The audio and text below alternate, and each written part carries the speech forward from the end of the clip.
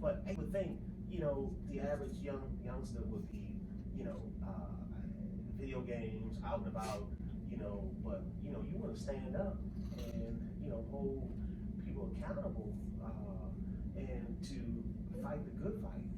I'm just curious, what, out of all the things that you could do, what caused you to join the NAACP? Well, I joined in third grade because of mom.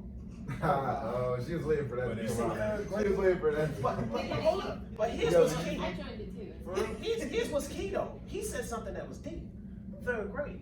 Now, statistically, right, and historically, they start, no pun intended, in terms of African Americans, they start counting by the third grade, Yeah. whether or not, The Crips and the. whether we're going to be successful or not. You can stay home. Then, yeah, When did you when join? did you get into I it? joined in middle school. It was just a youth program, and you get like a little card. Youth in college. That's Yeah, good. the youth NAACP program, and I used to go to some meetings, but my mom was really into it, Oh, so wow. that's how I got into it. That's dope. But then, Don't get you straight. Don't worry about it. When you kept your, at That seventh little grade, it was a lifetime, $100.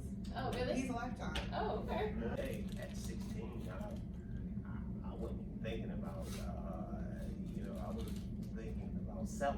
So, to be selfless is huge.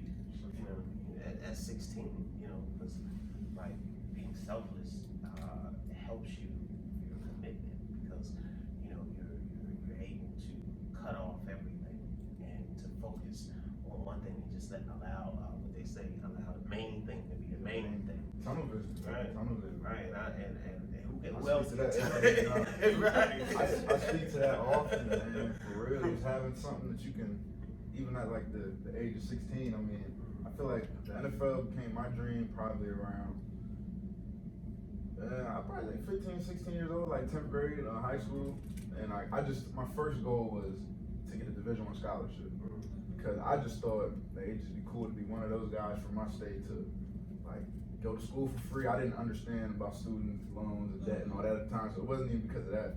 It's just because I just wanted to be at the top of my game in high school. So that's where my mind was at then. And then once I started kind of going to camps and I figured out that this is a real possibility. I started thinking next step.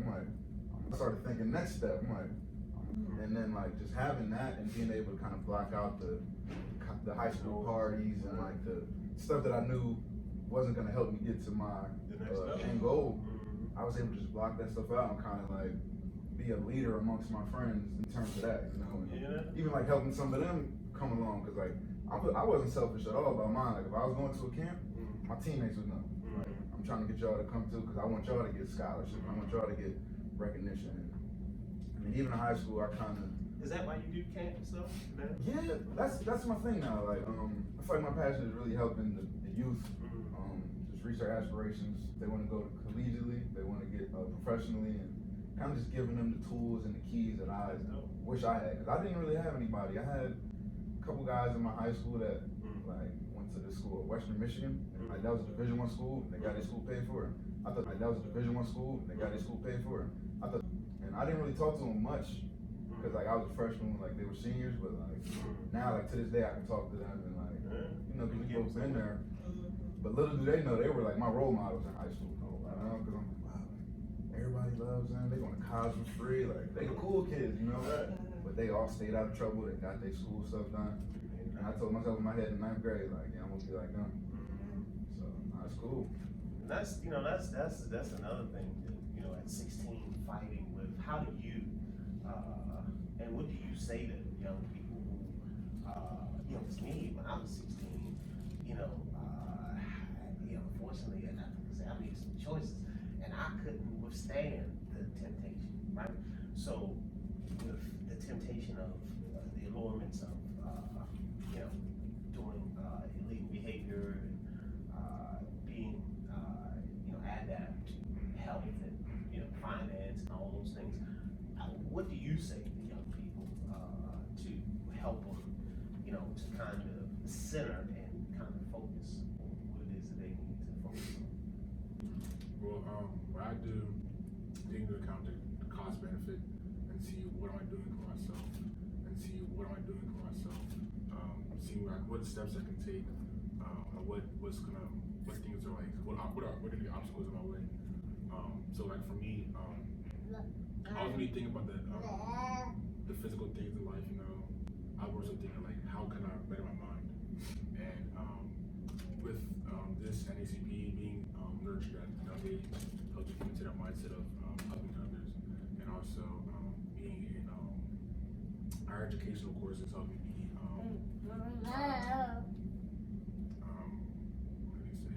a challenge taker, I guess, and being able to that at a young age, I guess, help me have a better mindset on like what I and being able to that at a young age, I guess, help me have a better mindset on like what I can be.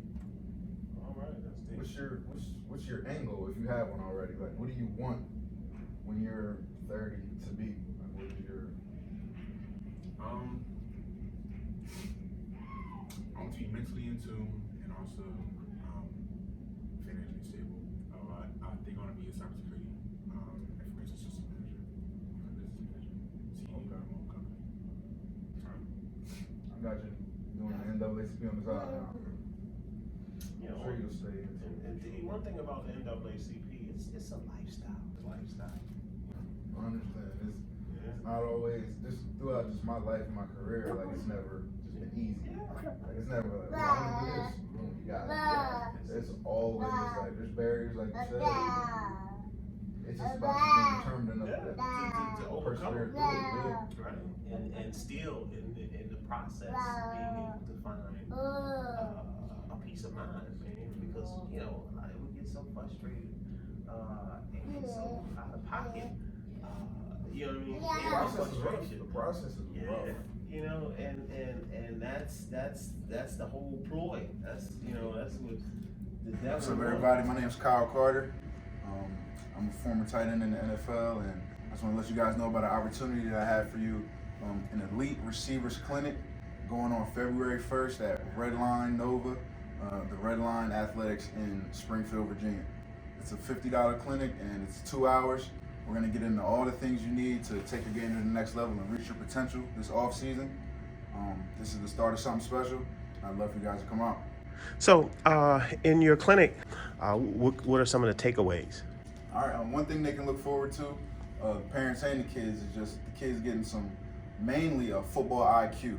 Especially at a young age, is just understanding the game, understanding why you're doing certain things. I plan on working different drills as well, working on stance and start, releases off the line of scrimmage, ball skills, catching the ball in the air, and there's gonna be a lot of competition in one-on-one, so it'll be a fun day.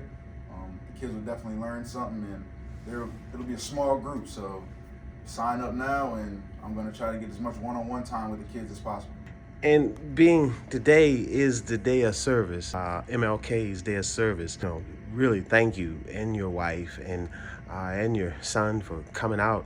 You know, and in terms of commitment and day of service, showing up kind of stuff. What could you say to a young person in terms of the kind of dedication that it would take to become great at any level, particularly the level of professional, to get to the professional, to play for the NFL? What kind of commitment do a person need? Man, honestly, no matter what you do in life, if you want to be successful, I feel like you got to be able to commit to that purpose. Having that goal in mind and being able to have that tunnel vision and knowing that you can block off all that noise. I mean, you got a lot of things going on with your friends right now that some may be trying to progress in life to get where they want to go, but if you have a goal in mind, you'll be able to just stay the course, stick to your true values, and no matter what happens, you'll be able to aspire to that goal. Here, a helmet and a jersey, and I see the Vikings. And can you tell us about the feeling that you have and that you had when you were first blessed with the opportunity to put on an NFL helmet and an NFL jersey? Definitely a blessing.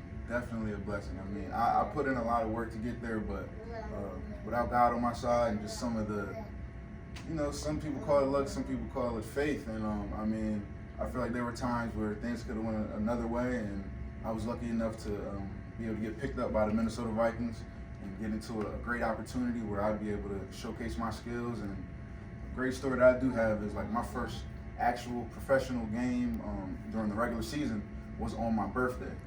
Oh, wow. And that was just a heck of an experience. That was the best birthday present I could have got, man. And just those little memories like that are things that I'll cherish for the rest of my life. And I just like to use the NFL as a platform to mentor and help challenge the youth that want to play collegiately, professionally, or wherever they want to do in life, just to give them the tools that they need to be successful in life. We have six game changer. We have six game changer. 6 game changers in choosing education or health. Why would you say that maybe health and or education is a game changer for a young person? That's a good one. I mean, they both, I feel like both definitely important. Health, when I think of health, honestly, I'm not just thinking about physical health, I'm thinking about your mental health. And I know this day and age, the mental health side of things is huge, just with social media and just with all the stresses that come with life these days.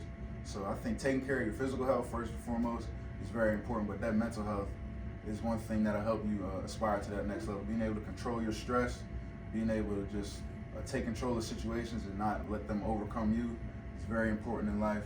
And then the education piece. Education is one thing that nobody can take away from you. Get away from you. There's a lot of things that you don't control when it comes to sports, but that education and your own brain, nobody can control that but you. So that's another thing that's very important. Sticking to those core values that you grew up with, no matter what, whether your journey is going to the NFL or whether your journey is trying to be a doctor, trying to be whatever you want to be, a lawyer, sticking to those true values will help you, I feel like, not only keep a balance, but to maintain a level head throughout it all. Me growing up, I always knew that I was a student athlete, so that student part comes first. The school stuff was first, and my mom always taught me that you gotta do what you have to do before you can do what you want to do. If you gotta do your homework first before you can go practice and play your sport, you gotta do that. So it's just the different things that no matter what you're doing in life, you gotta make sure to just do what you have to do first, and then you can do what you wanna do, and that'll be a great balance. You can follow me on social media. That's the easiest way to get in contact with me. My DMs are open, so I mean, if you have any questions, any concerns, or you're interested in some training, I do private training, group training, and team training as well as this clinic. So you can just reach me at kcarter87 on Instagram or at Carter Performance on Instagram. So reach out if you want to talk. And you did a clinic last year too in Delaware, right? How did that I heard it was off the chain, man. I heard good things about it. Yeah, I had the opportunity to go back to my hometown in Delaware, Barrett, Delaware, and we had a camp. I got to bring some of my NFL friends out there, and it was an amazing experience. I'm definitely trying to bring something like that to Maryland. I'm Isaac Allen. I'm the youth state president for the NAACP Maryland division, and I'm a junior high school in Howard County, Maryland. And it's nurtured me to be a good individual. And so you've been in the NAACP since the 3rd grade. Yes, sir. And you are how old? I'm 16 now. Oh, wow. Goodness gracious. My career interests, which is cybersecurity and information systems, as well as being an active member of my community. So I plan to stick with the NAACP and other organizations to help better the environment of other people. It's not individual. Indeed.